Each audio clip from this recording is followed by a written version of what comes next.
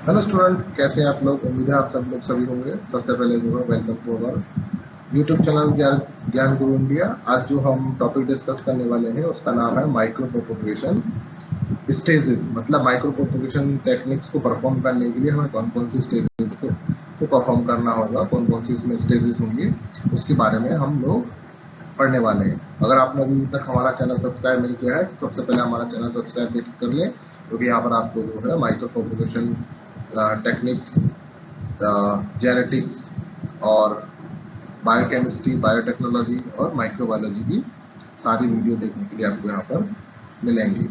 तो बिना किसी देरी के स्टार्ट करते हैं आज का लेक्चर। सबसे पहले बात करते हैं, एक बार डेफिनेशन देख लेते हैं माइक्रो प्रोपोगेशन की। तो डेफिनेशन है, micro propagation is a advance vegetative propagation technique for producing a large number of transplant in A limited time और स्पेस।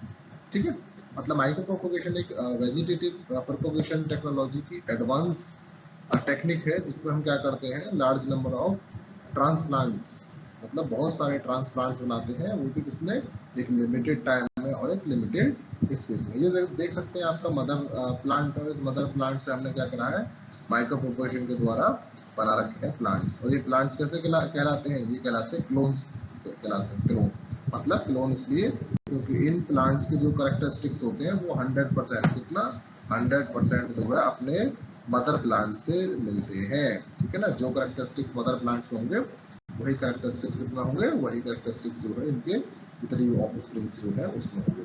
और ये एक ऐसी टेक्निक्स है जो कितना लिमिटेड टाइम में की जाती है, ठीक है ना, और लिमिटेड स्पेस में। मतलब इस टेक्निक्स को परफॉर्म करने के लिए हमें ऐसा नहीं कि बहुत ज़्यादा जो है ग्रीन हाउस वगैरह या बहुत बड़े फील्ड्स की जरूरत होगी, ये हम अपनी लैब में परफॉर्म कर सकते हैं। ठीक है, देखते हैं कौन कौन से स्टेजेस होते हैं। बात करते हैं स्टेजेस की। तो माइक्रो प्रोपोगेशन टेक्निक्स को परफॉर्म करने के लिए हमें 4 स्टेजेस चाहिए। नंबर फर्स्ट स्टेज को बोला जाता है स्टेज 0।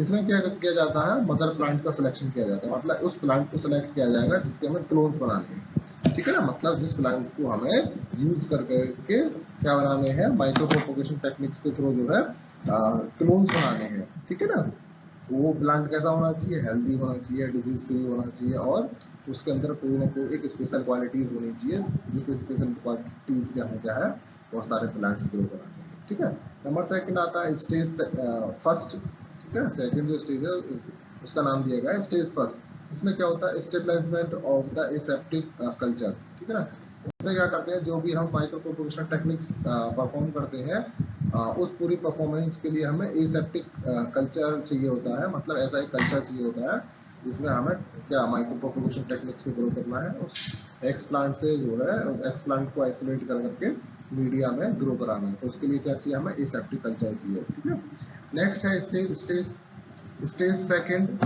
स्टेज सेकंड तुम्हारा कौन सा, multiplications of the shoots. Multiplications of the shoots मतलब वो स्टेज में क्या होता है, जो हमने एक्सप्लांट लिया है, जिसको हमने ग्रो कराया कल्चर मीडिया में, उसमें क्या होता है, जो शूट्स जो होती है वो मल्टीप्लाइज होती रहती है। ठीक है ना, शूट्स क्या होती है, मल्टीप्लाइज होती है। ये किसमें होती है, स्टेज नंबर सेकंड में होती है। ठीक है, multiplication of shoots. Next stage क्या है, स्टेज नंबर थर्ड, जिसको नाम दिया गया है इन विट्रो रूटिंग्स। ठीक है, अब जो हमें शूट्स डेवलप्ड की है उसमें क्या होगा, उसमें रूटिंग की प्रोसेस होगी, मतलब रूट फॉर्मेशन स्टार्ट हो जाएगा। ठीक है, इसको स्टेज नंबर थर्ड बोला जाता है, इन विट्रो रूटिंग।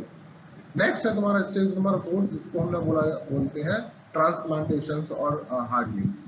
ये वो कंडीशन होती है कि जो हमने लैब्स के अंदर जो प्लांट प्रिपेयर किया है, उस प्लांट्स में रूटिंग और शूटिंग हो चुकी है, और उस प्लांट्स को हमें क्या करना है, उस प्लांट्स को हमें आर्टिफिशियल कंडीशन से ट्रांसफर किसमें करना है, नेचुरल कंडीशंस में, है ना। ये फाइनल स्टेज होती है, इसमें जो हमारा प्लांट है वो ग्रो होना स्टार्ट हो जाता है, और प्लांट जो है लैब के अंदर प्रिपेयर होकर के कंप्लीट हो चुका है, उसको हम क्या कर सकते हैं, फील्ड में ट्रांसफर कर सकते हैं। तो पूरी टेक्निक्स को 5 स्टेजेस में बांटा गया है, जो कि 0 से लेकर के स्टेज 4 तक जाती है। अब एक एक स्टेज का हम डिटेल से जो है स्टडी करते हैं। सबसे पहले देखते हैं stage 0, that means mother plant selection. मतलब स्टेज 0 में क्या करेंगे हम, किस पर्टिकुलर प्लांट्स का हमें माइक्रो प्रोपोगेशन करना है, ठीक है ना, किस मदर प्लांट से हमें बहुत सारे प्लांट्स बनाने हैं, क्लोन बनाने हैं, उस प्लांट्स का सिलेक्शन करते हैं। ये एक सबसे इम्पोर्टेंट प्रोसेस होता है, ठीक है ना, सबसे इम्पोर्टेंट पार्ट होता है इस पूरी प्रोसेस का। क्यों पार्ट होता है? एक छोटी सी कहावत है कि जिस बिल्डिंग्स की जो नींव जो होती है वो कमजोर होती है, तो उस बिल्डिंग की पूरी जो बिल्डिंग होती है, जितनी इमारत होती है, वो सारी की सारी कमजोर होती है। इसलिए सबसे पहले बेस को क्या चीज, बेस को मजबूत करना चाहिए। तो इसीलिए ये सबसे महत्वपूर्ण स्टेज है, क्योंकि इसमें हम किस प्लांट का हमें माइक्रो प्रोपोगेशन करना है, उसका सिलेक्शन करना है। अगर स्टार्टिंग में ही हमने कोई डिजीज वाला प्लांट ले लिया या कोई वीक प्लांट ले लिया, तो क्या होगा, जितने भी हमारे क्लोन्स बनेंगे वो सब डिजीज वाले होंगे, या फिर हमारे कैसे होंगे, वीक प्लांट्स ही होंगे। ठीक है, तो इसलिए सिलेक्शन ऑफ मदर प्लांट्स जो है वो काफ़ी केयरफुली करना है। उसके लिए हमें कुछ जो है चीज़ों को ध्यान रखना है। नंबर फर्स्ट क्या है, selection of suitable mother plant is crucial. ठीक है, वही जो मैंने बोला कि मदर प्लांट का सिलेक्शन करना थोड़ा सा क्रूशियल है। क्यों? क्योंकि आगे की जितनी भी ऑफिस स्प्रिंग्स जो होंगी, इस प्लांट से जितने भी क्लोन्स बनेंगे, वो सारे के सारे कैसे मैच करेंगे, तो सारे के सारे 100% अपनी मदर प्लांट से मैच करते हैं। तो इसलिए इसका सिलेक्शन जो है, सही सिलेक्शन करना जरूरी है। नंबर सेकंड क्या रखा, disease free mother plants is selected. मतलब मदर प्लांट्स हम कैसे लेंगे, जिसमें कोई भी डिजीज ना हो, क्योंकि अगर मदर प्लांट में डिजीज है तो वही डिजीज किसमें ट्रांसफर होंगी, वही डिजीज उसकी ऑफिस स्प्रिंग में ट्रांसफर होंगी, वही डिजीज जो हम जो क्लोन्स जो बना रहे हैं उनमें होंगे। तो इसलिए जो है हमें मदर प्लांट्स का सिलेक्शन कैसा करना है, जिसमें कोई भी डिजीज ना हो, हेल्दी प्लांट्स का सिलेक्शन करना है। आगे के तरह का high potential to grow and divides, मतलब ऐसा मदर प्लांट्स लेंगे जिसकी ग्रो करने की प्रोसेस कैसी होगी, हाई होगी। ठीक है, मतलब जिसमें ग्रो करने का जो पोटेंशियल है वो बहुत ज्यादा होगा। ठीक है ना, मतलब वो ताकि स्पीड से ग्रो हो सके। और दूसरा, जिसके अंदर डिवीजन की प्रोसेस भी अच्छी खासी हो। ऐसा ना हो कि हमने मदर प्लांट ले लिया, उससे सेल आइसोलेटेड कर ली, और उन सेल्स की जो ग्रोथ है वो बहुत कम है, उनके अंदर जो डिवीजन प्रोसेस है वो भी बहुत स्लो है। तो क्या होगा, प्लांट्स का जो प्लांट जो मैच्योर होगा वो बहुत काफी टाइम में होगा। इसलिए मदर प्लांट हम ऐसा सेलेक्ट करेंगे जो कैसा हो, जिसकी ग्रोथ हाई हो और डिवीजन भी अच्छा होगा। डिवीजन का मतलब क्या है, यहाँ पर सेल डिवीजन है। ठीक है, जिसके अंदर सेल डिवीजन की क्वालिटी अच्छी हो। आगे क्या दे रखे हैं, certain growth parameters of mother plants can B improve by pre treatment of mother explant before initiating the cultures. ठीक है ना, कुछ ऐसे पैरामीटर्स होते हैं जिनको हम क्या चीज, जिनको हम टिश्यू कल्चर या जो माइक्रो प्रोपोगेशन टेक्निक है उसको स्टार्ट करने से पहले जो है प्री ट्रीटमेंट के द्वारा मदर सेल्स में इम्प्रूव कर सकते हैं। ठीक है ना, कुछ पैरामीटर्स से कुछ कैरेक्टरिस्टिक्स ऐसे होते हैं जिससे हम क्या कर सकते हैं, मदर प्लांट के सिलेक्शन के बाद जैसे हम उससे आइसोलेशन ऑफ एक्सप्लांट कराएंगे उससे बिफोर कर सकते हैं। जैसे कि माइक्रो ऑर्गेनिज्म फ्री करना। ठीक है ना, माइक्रो ऑर्गेनिज्म जो है, जो हार्मफुल माइक्रो ऑर्गेनिज्म उस मदर प्लांट से लगे हुए हैं, उसको हम क्या कर सकते हैं, रिमूव कर सकते हैं। तो इसलिए लिखा certain growth parameters of mother plants can be improved by the pre-treatment of mother explant before initiating the cultures। ठीक है ना, कुछ ग्रोथ से रिलेटेड भी पैरामीटर्स होते हैं जो कि हार्मोन्स के द्वारा जो है इम्प्रूव किए जा सकते हैं। तो जो फर्स्ट स्टेज है जिसको हमने स्टेज 0 बोला है, ठीक है, मदर प्लांट्स को सिलेक्शन, जब भी हम मदर प्लांट्स को सिलेक्ट कराएंगे माइक्रो प्रोपोगेशन टेक्निक्स के लिए, तो ये सारी की सारी चीजें हमें ध्यान में रखनी है। आगे दे रखा है stage number first, establishment of aseptic culture. ठीक है ना, मतलब माइक्रो प्रोपोगेशन टेक्निक्स के लिए जितना भी हमें कल्चर बनाना है, जो भी कल्चर मीडिया बनाना है, वो कैसा होना चाहिए, हमारा एसेप्टिक होना चाहिए। क्योंकि अगर कल्चर मीडिया में कोई भी पैथोजेंस है तो वो क्या करेगा, वो हमारी टेक्निक्स को कंटेमिनेटेड कर देगा, दैट मीन्स खराब कर देगा। The main step involves are surface sterilisation. ठीक है ना, जो इसके मेन स्टेप है वो कौन सा, सरफेस स्टरलाइजेशन। सरफेस स्टरलाइजेशन का मतलब क्या होता है, सरफेस स्टरलाइजेशन एक ऐसी टेक्निक्स होती है जिसमें जो हम मदर प्लांट से एक्सप्लांट आइसोलेट कर रहे हैं उसको वॉश करते हैं। ठीक है ना, तो पहले नॉर्मल वाटर से करते हैं, फिर डिस्टिल वाटर से करते हैं, फिर उसके लिए लास्ट में जो है वो 70% इथेनॉल यूज करते हैं। तो उसको कहते हैं surface sterilisation. Stabilisement of explant on appropriate culture media, जो भी हमने एक्सप्लांट को स्टेबलिश करा है उसको उसी के अकॉर्डिंग जो कल्चर मीडिया है उसमें उसमें क्या करना है, उसको स्टेबलाइज करना। नेक्स्ट दे रखा plant tissue are commonly associated with bacteria and fungi. जो प्लांट टिश्यू है वो किससे जुड़े रहते हैं, उसमें क्या चीज अटैच रहती है, नेचुरल कंडीशन में उसमें बैक्टीरिया और फंजाई अटैच रहते हैं। तो उनको हम रिमूव करते हैं किसके द्वारा, डिस्टिल वाटर के द्वारा या फिर इथेनॉल के द्वारा, ठीक है ना, सरफेस इंस्टॉलेशन को। आगे रखा therefore adequate installation methods are employed to the eliminates microorganisms from the explant, ठीक है ना। सरफेस इंस्टॉलेशन के द्वारा क्या करते हैं, बैक्टीरिया फंजाइज को रिमूव कर देते हैं उस एक्सप्लांट से, ठीक है ना, जिसको हम कल्चर करने वाले हैं। ठीक, तो ये कुछ फर्स्ट स्टेज का कंडीशन है जिसको हम ध्यान में रखते हुए अपने स्टेप्स को आगे बढ़ाते चले जाएंगे। नेक्स्ट है एक फ्लो चार्ट बना रखा है। सबसे पहले क्या कर रहा था, एक quick drop 5 to 30 seconds of explant in 70% ethanol. सबसे पहले क्या करेंगे हम, जो एक्सप्लांट हमने लिया है उसको नॉर्मल वाटर से वॉश करने के बाद 5 से 30 सेकेंड 5 to 30 सेकेंड्स क्या करेंगे, उसको 70% इथेनॉल में डिप करेंगे, ठीक है ना। उसके बाद दे रखा treatment with the several sterilising agents of surface disinfect such as sodium hypochlorides 2%, calcium hypochlorides and the saturated chlorine waters. Ethanol में वॉश करने के बाद किसी भी एक जो सरफेस इंस्टॉलेशन के लिए हम यूज करते हैं सोडियम हाइपोक्लोराइड्स या कैल्शियम हाइपोक्लोराइड्स, इसमें से कोई भी मीडिया वो लेंगे, सॉल्वेंट लेंगे जो कि 2% बना हुआ होगा, और उसको हम क्या करेंगे, उस एक्सप्लांट को उसके साथ ट्रीट कराएंगे। उसके बाद रखा final treatment with the sterilised water to remove trace of chemicals before inoculating explant. अब जब हमने इस केमिकल्स के साथ इसको ट्रीट कराया, उसके बाद क्या करेंगे, डिस्टिल वाटर लेंगे, डिस्टिल वाटर के साथ उस एक्सप्लांट को वॉश करेंगे ताकि उस एक्सप्लांट पर अगर कोई भी केमिकल्स अटैच्ड है तो वो केमिकल जो है उसको हम रिमूव कर सकें, ठीक है ना। डिस्टिल वाटर से उस एक्सप्लांट को वॉश कर देंगे ताकि उस पर अटैच जितने भी क्या चीज़ है केमिकल्स हैं वो रिमूव हो जाए। In tissue culture media presence of sucrose as a carbon source encourage their growth, ठीक है। जो कल्चर मीडिया हम बनाते हैं उसमें हम क्या यूज करते हैं, सुक्रोज यूज करते हैं एज ए कार्बन सोर्स, ठीक है। ये हम आगे देखने वाले हैं। नेक्स्ट चलते हैं stage number second, multiplications of shoots. Multiplications of shoots, ये नेक्स्ट स्टेज है। The main objective of this stage second is the multiplication of shoot to given rise new individual plants. जो हमने एक्सप्लांट लिया है उसको culture media में हमने डाल दिया। अब जब उस कल्चर मीडिया में डालेंगे तो क्या होगा, कुछ टाइम बाद जो है उसमें शूटिंग स्टार्ट हो जाएगी, मतलब उसमें तना बनना स्टार्ट हो जाएगा, ठीक है ना। तो उसी को बोला है इसने मल्टीप्लिकेशन ऑफ शूट्स 3। अब जब उसमें हमने ये क्या करा था, ये हमने फॉर एग्जाम्पल से एक कॉनिकल फ्लास्क लिया, इस कॉनिकल फ्लास्क में हमने क्या करा, मीडिया जो है मीडिया फिल कर दिया था एसेप्टिक कंडीशन में। यहाँ से ये क्या है, ये कॉटन प्लग्स के द्वारा अटैच्ड है।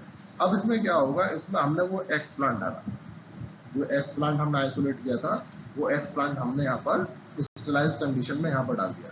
अब क्या होगा, इस एक्सप्लांट में जो शूटिंग स्टार्ट होगी, इस एक्सप्लांट में क्या होगा, ये शूटिंग स्टार्ट होगी और स्टेम बनना स्टार्ट हो जाएगा, स्टेम और लीफ आने स्टार्ट हो जाएंगे। अब यहाँ से क्या करेंगे हम, इस एक्सप्लांट जो ग्रो करा है उससे हम माइक्रो प्रोपगेशन के लिए अगेन एक्सप्लांट आइसोलेटेड करेंगे, ठीक है ना। और वो एक्सप्लांट किस कंडीशन में करेंगे, वो इसके कंडीशन में involve 3 roundly used methods like callus mediated multiplications, callus से हम आइसोलेट कर सकते हैं। दूसरा तरह का एडवांटेज शूट मीडिएटेड मल्टीप्लिकेशंस, हम वो एक्सप्लांट शूट से ले सकते हैं, ठीक है, या फिर बाई एपिकल और एक्सिलरी शूट्स, मतलब शूट का जो सबसे ऊपर वाला पार्ट होता है वहां से हम उसको एज एक्सप्लांट आइसोलेट कर सकते हैं। या फिर जो कैलस जो है मतलब अनडिफरेंशिएटेड मास जो होती है, जैसे यहाँ पर ये ग्रो करना स्टार्ट होगा तो यहाँ पर एक क्या होगा, यहाँ पर मास ऑफ ग्रुप्स बन जाएगा, तो वहां से हम आइसोलेट कर सकते हैं। ये 3 तरह से हम एक्सप्लांट को आइसोलेट कर सकते हैं टू फर्दर कल्चर करने के लिए, ठीक। अब नंबर फर्स्ट है कैलस मीडिएटेड शूट मल्टीप्लिकेशन, मतलब क्या करा है हमने, जैसे हमारा कल्चर में हमने जैसे एक्सप्लांट को डाला, उसमें क्या हुआ, डिवीजन ऑफ सेल स्टार्ट हो चुका, सेल डिवीजन स्टार्ट हुआ। जब सेल डिवीजन होगा तो कैलस फॉर्मेशन हो जाएगा। अब कैलस फॉर्मेशन से हम एज ए एक्सप्लांट को आइसोलेट करेंगे और अगेन मीडिया बनाएंगे। उस मीडिया में उस कैलस की जो तुम्हारा सेल्स है उनको हम क्या करेंगे, इनोकुलेटेड करने पे डाल देंगे। देखते हैं, innumerable number of plants can be grow by the callus. ठीक है ना, कैलस से हम सेल आइसोलेटेड करेंगे, कल्चर करेंगे, उससे कंप्लीट प्लांट कन्वर्ट हो जाएगा। और ये कितने कर सकते हैं, बहुत ज्यादा कर सकते हैं। जितना जितने पार्ट्स में हम कैलस को डिवाइड कर सकते हैं उतने ही उससे जो है प्लांट्स बनाए जा सकते हैं। Ratio of auxin to cytokinin could play a decisive role in the redifferentiation of the shoot from the callus। अब यहाँ पर क्या होता है, हमें फाइटो हार्मोन्स के बैलेंस को याद रखना है, मतलब उनको एक प्रॉपर जो है रेशो देना है, किस किस का, ऑक्सिन का और साइटोकाइनिन का। Callus mediated shoot multiplication involve certain drawbacks. ठीक है ना, अगर हम कैलस यूज कर रहे हैं किसके लिए, शूट मल्टीप्लिकेशन के लिए, तो उसके कुछ ड्रॉबैक्स हो सकते हैं। क्या हो सकते हैं, there may be gradual decline और total loss of regeneration potential of callus. मतलब जो हम कैलस से सेल आइसोलेटेड कर रहे हैं वो कैसी हो सकती है, या तो वो अपने उनके अंदर जो है सेल डिवीजन की प्रोसेस कम हो सकती है, या वो सेल डिवीजन की प्रोसेस को पूरी तरीके से खो सकते हैं। ठीक है ना, तो ये एक ड्रॉबैक है। दूसरा, callus mediated regenerated plants generally exhibit genetic variations which reflect on variations of morphological characteristics। मतलब हम कैलस के द्वारा जो सेल आइसोलेटेड कर रहे हैं उनके कैरेक्टरिस्टिक्स उसके मदर सेल से थोड़े से डिफरेंस हो सकते हैं। ठीक है ना, उनके जो मॉर्फोलॉजिकल कैरेक्टर्स हैं वो कैसे हो सकते हैं, वो वेरी कर सकते हैं मदर सेल से। तो ये दो ड्रॉबैक्स है अगर हम क्या कर रहे हैं, कैलस से सेल आइसोलेटेड करते हैं, उसको फर्दर जो है टिश्यू फर्दर जो है उसको कल्चर करते हैं। तो नेक्स्ट है in vitro multiplications of advantages shoot. मतलब हम क्या करते हैं, शूट का कोई पार्ट लेते हैं, मतलब तने का कोई पार्ट लेते हैं जो हमने एक्सप्लांट को कल्चर किया था और उसका तना जो डेवलप हुआ था, और उसके तने को हम क्या करते हैं, again as a explant use करते हैं। तो ये सेकेंड मेथड वो है। In this method advantages shoot arise directly from the tissue of explant like from stem, tubes, bulb, leaf tissue other than leaf axil remains organogenesis। It does not involve callus mediated regeneration। मतलब जो भी हमने क्या लिया है, जो explant हमने media में ग्रो कराया था, उस एक्सप्लांट से हम क्या ले सकते हैं, उसका स्टेम ले सकते हैं, उसकी ट्यूब्स ले सकते हैं, वाल्व ले सकते हैं, या लीफ टिश्यू ले सकते हैं। ठीक है, इनको हम आइसोलेट करके और इसको हम अगेन जो है कल्चर कर सकते हैं, जिससे कि हमारा क्या कंप्लीट प्लांट कन्वर्ट हो जाएगा। ठीक है ना, इसमें हम क्या चीज, कैलस मीडिएटेड को जो रीजनरेशन है उसको इन्वॉल्व नहीं करते हैं। नेक्स्ट दे रखा है तुम्हारा एक्सिलरी शूट प्रोलिफरेशंस। ठीक है ना, यहाँ से हम क्या करेंगे, मतलब जो हमने लैब के अंदर जो प्लांट ग्रो करा था उसकी एक्सिलरी शूट्स ले लेंगे। ठीक है ना, नोड्स और एंटी नोड्स जो होते हैं, नोड्स और एंटी नोड्स, ये वाले जो इसमें ग्रीन येलो कलर के दिख रहे हैं, इनको हम एज ए एक्सप्लांट यूज कर सकते हैं। Axillary shoots developed from axillary buds present in the axil of each leaves. ठीक है ना, एक्सिलरी बड्स कहाँ पर प्रेजेंट होती है, वो एक्सिलरी बड्स पर प्रेजेंट होती है। ठीक है ना, लीफ के नीचे जो पार्ट होता है छोटा सा, उसको। इन leaf axillary unsupported status of axillary buds is due to the apical dominance exhibits by the growing shoot tip region at the top. Synthesis of auxin is typical shoot meristem is probably responsible for the apical dominance। अगर हमें apical dominance से या हम जो axillary buds को हम isolated करते हैं एक्सप्लांट्स, तो हमें क्या चीज, उसकी ग्रोथ के लिए जो है क्या चीज, ऑक्सिन हार्मोन्स की को प्रोवाइड करना होगा। However apical dominance can be reverse by the synthesis of cytokinin in axillary buds और entry of cytokinin into the buds. The culture media is generally enriched with a very high concentration of cytokinin to synthesize cytokinin like DAP and the kinetin play a prominent role in the releasing unsupported auxiliary buds and its further proliferation। ठीक है ना, मतलब यहाँ पर अगर हम क्या चीज कर रहे हैं, एक्सिलरी शूट्स को अगर हम यूज कर रहे हैं, एक्सिलरी बड्स को अगर यूज कर रहे हैं एज ए एक्सप्लांट्स, तो यहाँ पर हमने देखा ऑक्सिन और साइटोकाइनिन हार्मोन्स जो है ये एक इम्पोर्टेंट रोल प्ले करेंगे जो फर्दर हम कल्चर मीडिया बना रहे हैं उसके अंदर। नेक्स्ट है stage number 3 in vitro routings. अब जो तीन तरीके से हम अगेन एक्सप्लांट को हम आइसोलेटेड कर सकते हैं, ठीक है, फर्दर कल्चर करने के लिए, मतलब माइक्रो प्रोपोगेशन टेक्निक्स को फर्दर परफॉर्म करने के लिए, ठीक है ना। शूट और plantlets obtain during the stage not contain root and fails to grow in soils, ठीक है ना। Therefore adequate step are taken to grow individual plantlet that can carry out the photosynthesis and the survival without external supply of carbohydrate. There is in vitro grow shoot must be transferred to the rootings media। हमने जो explant लिया है उसको अगर हम direct sunlight में भेज देते हैं या नेचुरल कंडीशन में भेज देते हैं तो वो ग्रो नहीं हो पाएगा, जिसके लिए हमें क्या करना होता है, ताकि उसमें रूट डेवलप हो जाए, ठीक है ना, ताकि उसमें रूट डेवलप हो जाए, उसको एक ऐसे कल्चर मीडिया में ऐड करेंगे या ट्रांसफर करेंगे जिसके अंदर जो है रूट डेवलपमेंट के लिए सफिशिएंट न्यूट्रिएंट्स हो, सफिशिएंट जो है क्या हो, तुम्हारा जो है एंजाइम्स हो, ठीक है। There is a clear distinction between rooting media from shooting media। In vitro rootings can be accomplished by the adding oxygen to the culture media। मतलब जो शूटिंग का जो कल्चर मीडिया था जिसमें एक्सप्लांट में शूटिंग्स हो रही थी वो बिल्कुल डिफरेंट होगा इसके कंपैरिजन में, मतलब वो कल्चर मीडिया जो रूटिंग्स को प्रमोट करता है।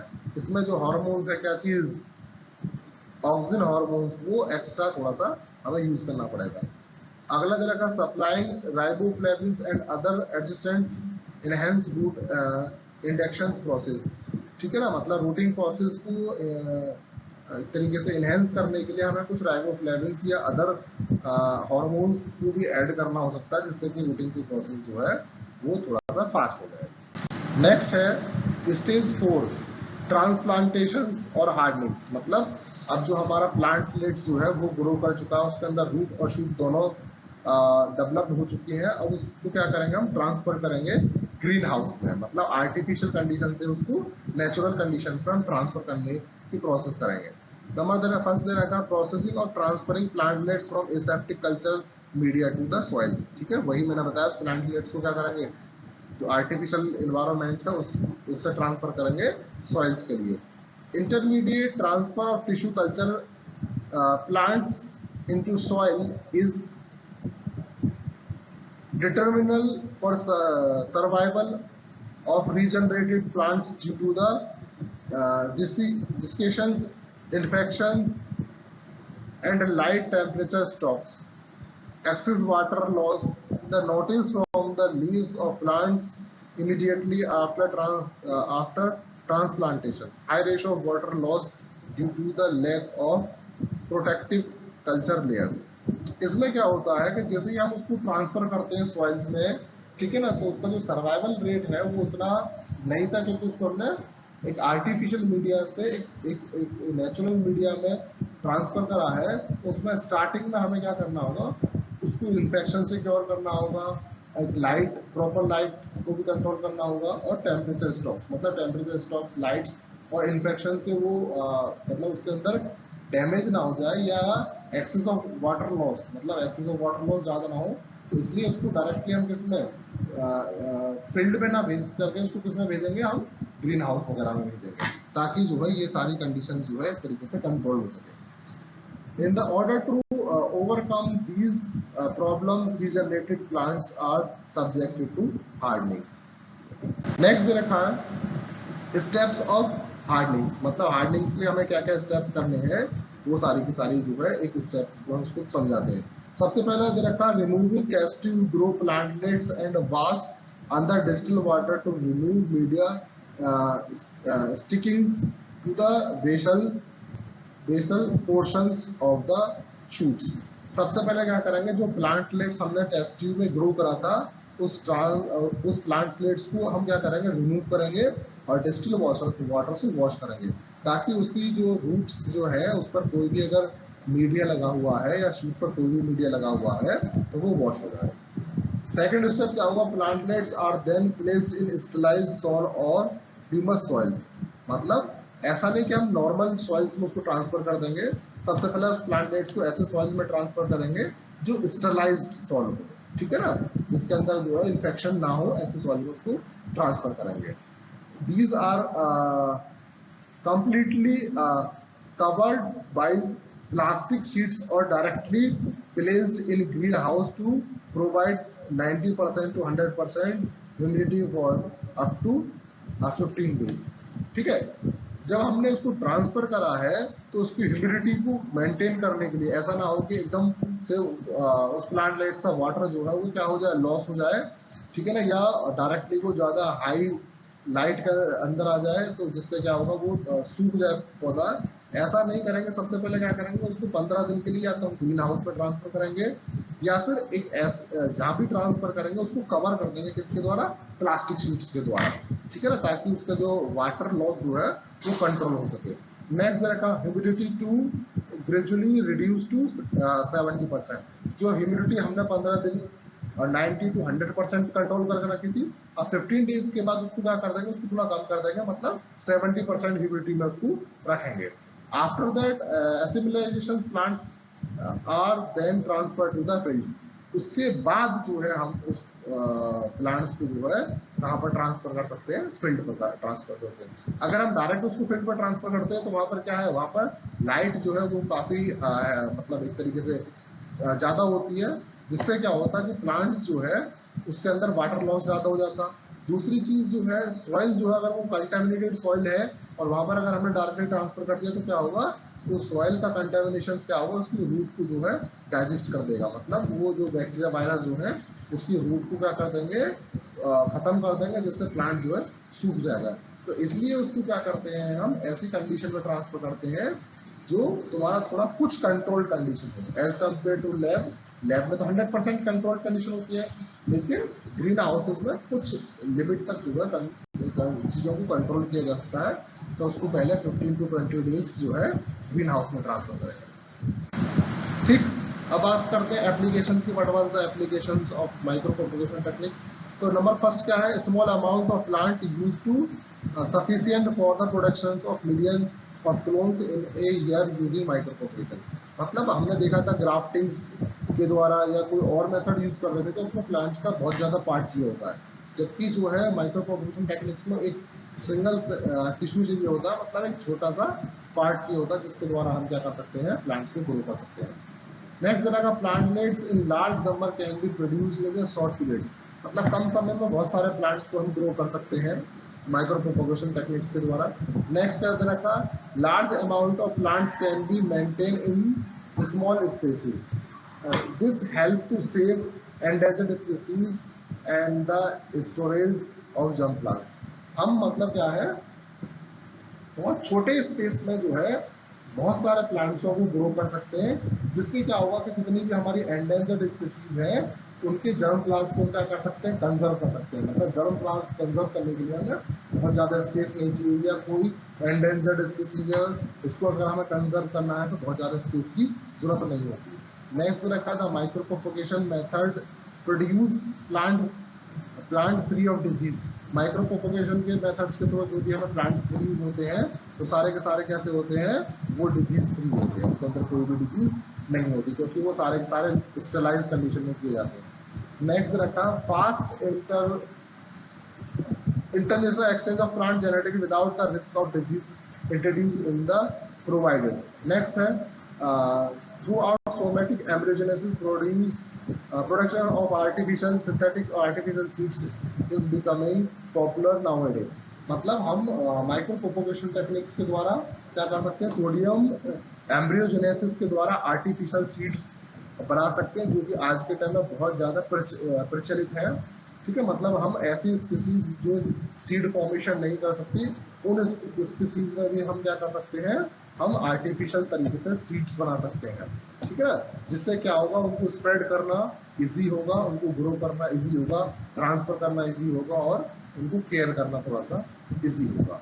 तो this is the all applications related to the micropropagations. ठीक है ना, ये इनके द्वारा पता चलता है कि माइक्रो प्रोपोगेशन टेक्निक से कितनी इंपॉर्टेंट है, जिसके द्वारा हम क्या है, डिजीज फ्री प्लांट्स बना सकते हैं, जंप प्लांट्स को स्टोर कर सकते हैं, और एंडेंजर्ड स्पीसीज जो है उसको हम सेव कर सकते हैं, और आर्टिफिशियल सीड्स फॉर्म कर सकते हैं जो नेचुरल तरीके से नहीं बनते हैं।